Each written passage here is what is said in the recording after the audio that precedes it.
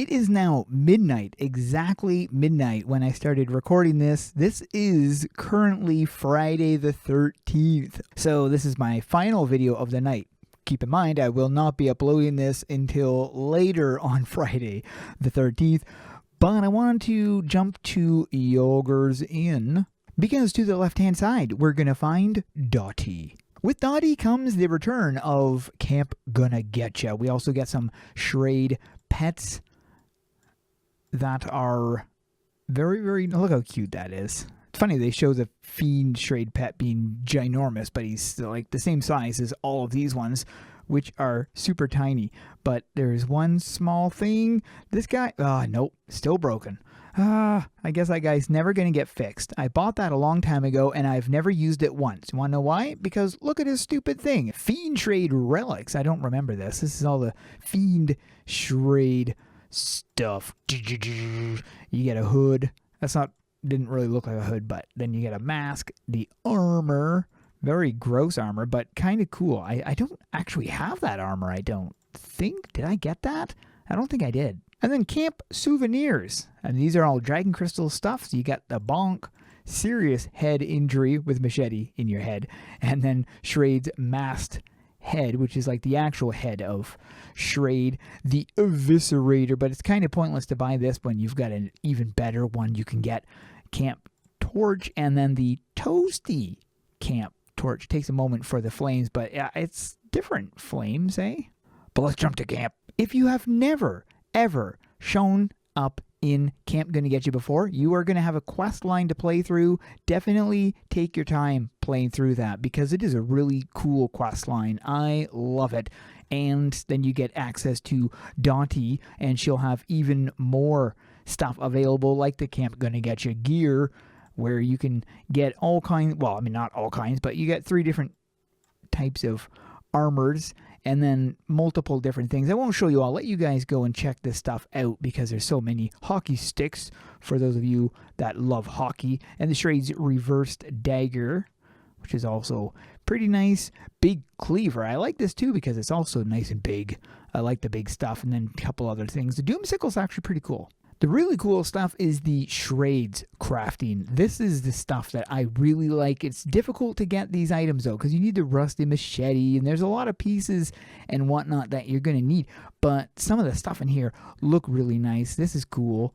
Shrade Legion stuff. I said that backwards. This Legion Shrade. This is a beautiful armor set. And then you have the Shrade Dual Shredders, which looks good on this guy. I don't know why it looks stupid on the pet. I like this one too because you need blah, blah, blah, blah, blah. You need a heart. But to get these stuff, you don't only need the pieces like this and this, but you also need this Shrade X, the whatchamacallit, nanites. But you get that from the alien spaceship.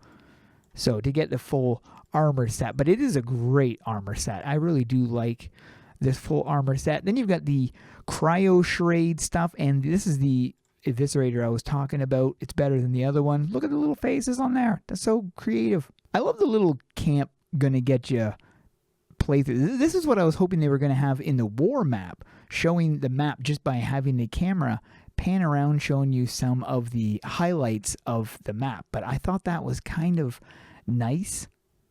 So to the right, you see a scratch on the door. I'll show you that in a moment. And there's the overview of the map.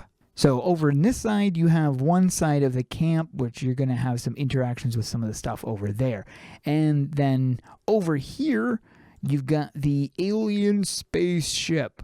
Enter the ship, which is the place. You've got some different stuff you can get in here, different drops and whatnot. This is a very difficult dungeon to complete. This is a shop that's locked, but the hidden key is not that far. If you want to go that direction, head up along the side of that cliff, and in the water somewhere you're going to find a chest. That's all I'm going to say about that. I'll also mention, on this map are the Shrades that spawn. They're random, and they spawn in several different locations. This area, they spawn over here by this area here, way over on that side of the map, and then over here somewhere.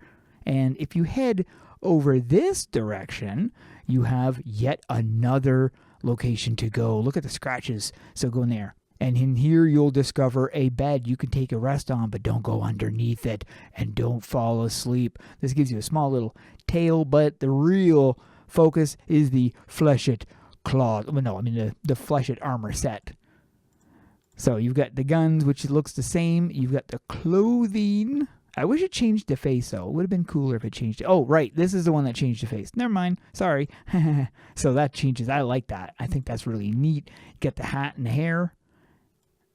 And then the cape, boots, and the other stuff. And then if you run this dungeon... Oh, sorry. No, not you, lady. If you run this dungeon, go to sleep.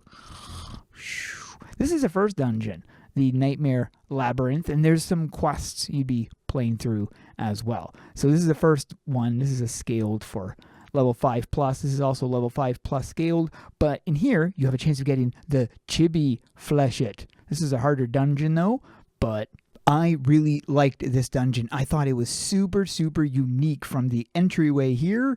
You've got a floating bed, and then to your welcome to your nightmare. Look at that wall. The closer you get, you see this disgusting wall up here. So, yeah, this is a very, very creepy map, but look at the counting down. Dun, dun, dun, it's counting down. London Bridge is falling. And then look at this. I mean, this is such an ingenious, dying, slowly dying, dead. But this is, oh, I forgot. You can't go through there. You got traps. And there are other traps in this dungeon as well. If you have not played this dungeon, highly recommend checking it out because it is great. Well, blow me down. Shrade is actually there. It's just the mini version, Shrade the Clown. He has a lot of drops as well. There's a lot of drops you can get in this location, one of which is these kites. I completely forgot you could get kites in this area, but they're pretty cool kites. Let me just show you. You get the clown stripe kite pet, which is a kite, goes way up into the air, and then you have the clown face pet, which is one of my favorite. There's not too many kites in the game, but I think they're pretty neat. Look at that.